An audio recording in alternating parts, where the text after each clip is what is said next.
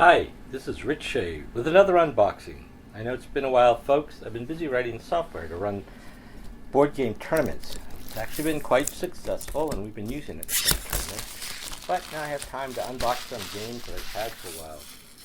Nucleum is one I'm really looking forward to getting out on the table.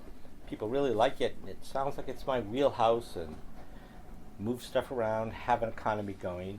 So it's Nucleum by Simone, Luciani, and David Turczi. Okay, with a solo mode by David Turczi. 1 to 4 players. Published by Board and Dice. So here's the rule book. It's a game about, well, moving energy around after somebody stumbles upon nuclear energy in a different timeline. There's go through the rule book. The major map board. Players have a board. A sideboard, a board. Action tiles, special action tiles. Contracts that you fulfill, mostly by meeting certain conditions, a victory point flag token, who knows, plus 100, plus 200 if you cycle around more. You build buildings. There's neutral urban buildings. The players have their own building set. There are milestone tiles, Nucleum things to activate, power plant standees. We'll see how it works. Coal, there's a coal mechanism where it starts cheap, gets more expensive. A coal power plant standee, green uranium cubes, endgame conditions. There are 5 when a certain number is met. Depending on the number of players, then the game end is triggered. And there's setup cards, player aids, a first player marker, achievement tokens, money, turbine in mining and building rubble. I think that's to block out spaces when there are lower player counts. The players have an experiment board and part of the setup, starting action tile set that each player gets, an experiment player aid, a turbine effects tile, milestone markers, workers, 4 turbines they could build. Income markers, there's 3 kinds of income. Each player has 4 residences, 4 factories, 4 laboratories, a victory point marker, and 4 mine tiles, things that they can put on the board and then activate during the game. Setup is kind of long. There's achievements that go over here, the contracts with some randomness,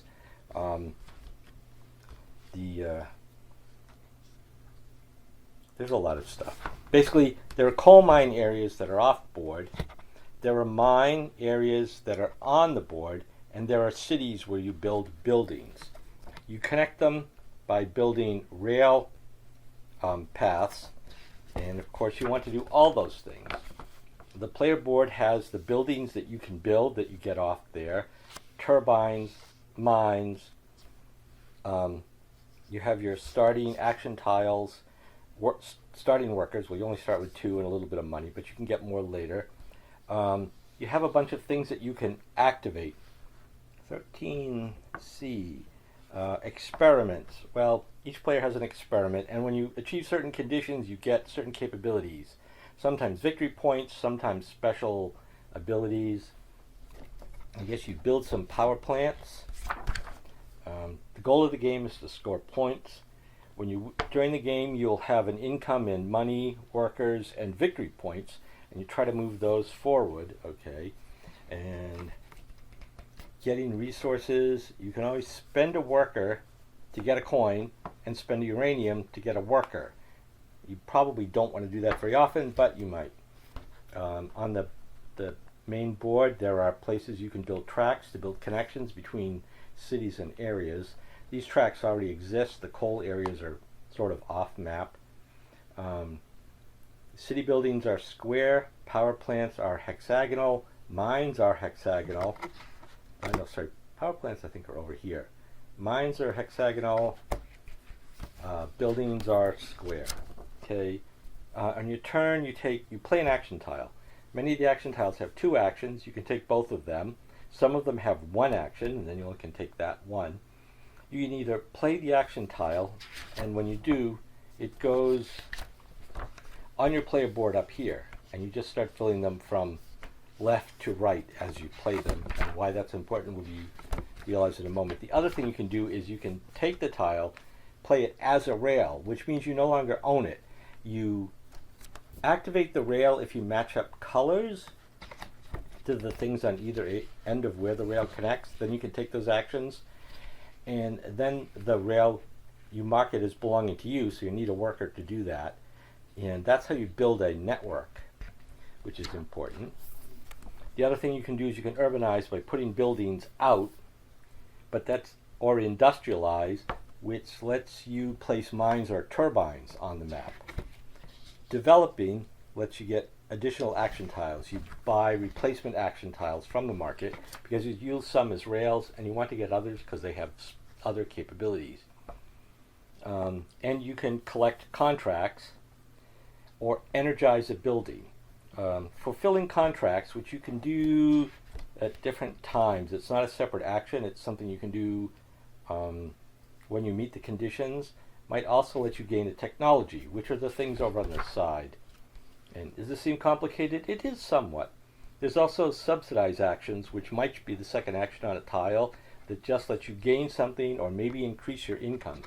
And the last action is recharge. When you've done everything you can with your tiles, or you're out of money or out of workers, you recharge. So you collect income based on both where your marker is on the income track, but you can't collect past the last column that you played one of your action tiles into.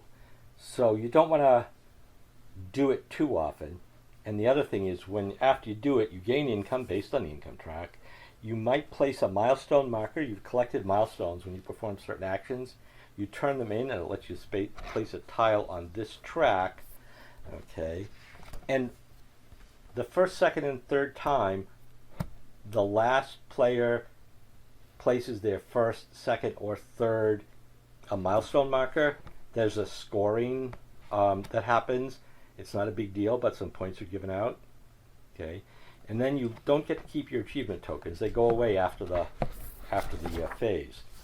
Then you retrieve all your action tiles, and you keep going until the endgame conditions. 2 endgame of the 5 endgame conditions have to be trigger the endgame in a 3 or more player game. 3 of them in a 2-player game. Either the action tile draw piles are empty, all the silver and gold contracts have been drawn, everybody's recharged 3 times, at least one player has unlocked all 8 of their technology, or one player has reached 70 victory points. As soon as that happens, the player who met the condition first moves the leftmost endgame condition marker from the sideboard, and they'll get 3 points for each condition that's ended. Okay? If a player has 1 or more achievement tokens left at the stage, they can place a milestone marker. So there's some things that happen at the end of the game. After the end of the game is triggered, everybody takes turns until you've finished a round. Okay. Then you play 1 more round. So other conditions might happen, and people get the 3 victory points for triggering an endgame thing, even though the end game has been triggered. Then you score things. There's scoring on the milestones, which gives you a multiplier times certain conditions. Like this could be 3 times the number of pairs of urban buildings you've activated, right? That you've built. Okay. There might be scoring tiles on the technologies that you've unlocked. Buildings score things. If you reach the ends of the tracks, you score things on your income track. And then the appendix explains the contracts, and you can see they're all different. Purple contracts are special ones that are out from the beginning of the game, and the first person to achieve them takes the contract away. The milestones vary from game to game, how many points you get for doing certain things, like every second railroad, every turbine, all your mines, laboratories, but only some of them will be out in any game. And then the technologies that are available are also explained.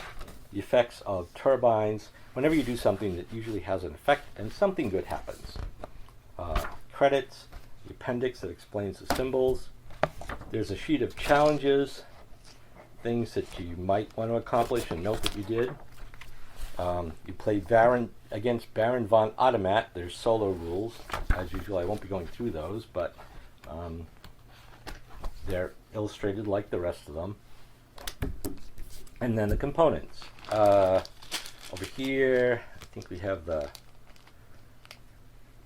Oh, so the turbines are, and it's nicely done. These are screen printed on the front. So we have the turbines, the Nucleum, and those are the player colors. Those are the 4 that exist for the game. There are the endgame condition tiles. You move them off when the endgame condition's met. Each player has, I think these are the victory point tiles. Players have these blocks. They might actually, I think they go on the income track. The players have stars. The stars go on the other track. This is uranium. Everybody has workers in their color. And these components are all nice wooden things, bunch of bags. A 6-sided die that has 2 2s, 2 1s, a 3, and a 4. It might be related to the solo play. As I said, setup is kind of complicated. There's like, you pick a card, you actually use more than one, and you use them to set up things.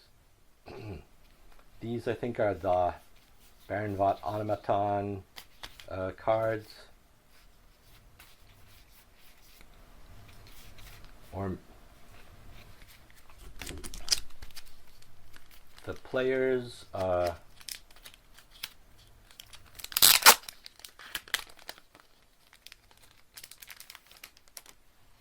player aid cards. 1, 2, 3, 4, 5, 6, 7, 8. So each player can have the 2 different ones. This one explains. Oh, these are different. Each player gets one of the experiments, A, B, C, or D, to play with. Okay, and it's a separate set of things just for that player. And then on the back is how you play your turn, an explanation of how recharging works, and then the actions are explained over here. As you can see, energize, getting energy to flip over a building, is a fairly complicated process involving maybe coal, maybe uranium, maybe some other independent energy you have available. The bottom of the box has, I think, a divider, compartments of some kind. See that later. The player board, let's see if we can, oh, okay, this is the sideboard. And I'm getting the whole thing in the camera, maybe not. It shows the endgame conditions, 1, 2, 3, 4, 5.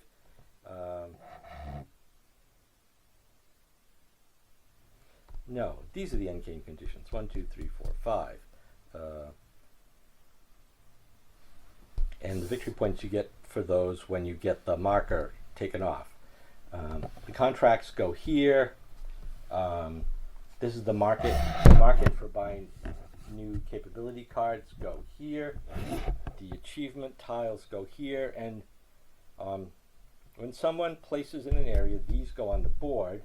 That, I think, gets some uranium. This is randomly assigned achievement things that you want to do, and the multipliers. If you have a tile here, it's 1 times that effect. If you have one here, it's 2 times that effect. You could have one here and one here, in which case it's 3 times that effect. This is better at 3 or 4 or 7. This one is only at 5, and this one is only at 6. The main board, which is 2-sided, this side is 3 to 4 players. I can lay the whole thing out and get it on camera. Yeah, pretty close. 3 to 4 players. It has Leipzig, Grima. The cities have colors. The colors are important for some things. One of the things at the beginning of the game, each player will have a preferred color for their first contract. The rail lines that you can build are here. The coal mines are here. They start the first time you use a coal mine. it costs 1 thaler. You flip it over to 2 thaler, you take it off, and after that, coal's always available at 3 thaler per coal. I assume the other side has fewer things. This is the 1 and 2 player version. Fewer things, shorter connections, less coal mines, so just harder to play on. I assume the player boards, which are multi-layered, okay, these are indented, okay, so the way it works is your action tiles will go up here, your income will move up along here. The actual income is along here, but when you reach certain levels, your money and worker incomes also include victory point incomes. These are incomes, okay, and then you just get victory points if you get your marker here, here, or here at the end of the game. And if you reach the end of a track and go off, you just get a victory point for it. Okay. When you build your turbines and your mines, when you empty a pair of spaces, you score or get uranium. When you build the turbines, this one is variable per player, but you get a bonus. And you don't have to build them in order. You can build them to get the pair you want, apparently. The buildings also you don't have to build in order. It's just that it's much easier to activate the lower number buildings and harder to activate the other buildings. They're more valuable, but so you want to do that. And they cost more to build, 2, 3, 4, 5 to put out on the board. And you'll see the activations are more. So these are all the same. They get differentiated when you place this marker in here and when you go for the experiments. Here, wow, the rest of the cardboard. Oh, the cardboard's pretty thick. It's pretty nice quality.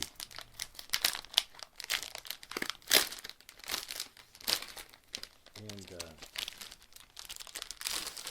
all in separate packaging. So let's go. Each player has their own building set. 1, 2, 3, 4, 5, 6, 7, 8, 9, 10, 11, 12, 13. Right? 1, 2, 3, 4, 5, 6, 7, 8, 9, 10, 12. Each player gets 12 buildings, okay, of their own. There are a set of, these are the things that you might have for bonuses at the end from every pair of buildings, housing, industry, government buildings, mines, turbines, workers somewhere, and I'm not sure what that is. These are the cover spaces you don't use. I believe these are going to be for black might be the public buildings, right? Yes. These would be the public buildings, I think. And these are the player buildings. These are the tiles for actions. There are a bunch of them. There are these, then these, then some more around here. There's one set that the players get at the beginning of the game to start with, and then the rest go in the market. As you can see, the ends match up with colors. When you use them as railroad tiles to build links, if you match the color, you can take the action. Otherwise, you're just building the track. Each player has 4 mines in their color. Then there's money. Each player gets 1 special tile. These are probably the starting action ones that they can use for any action, and it costs 1 less thaler when they use the action, but they only get the 1 action. Okay, and but it gives you flexibility. One of the things to worry about, of course, is if you use a tile to build rails, you don't get it back and use it. So what if it's the only one you have with that action? Maybe don't do that. Or make sure you can get one with a suitable action from the market.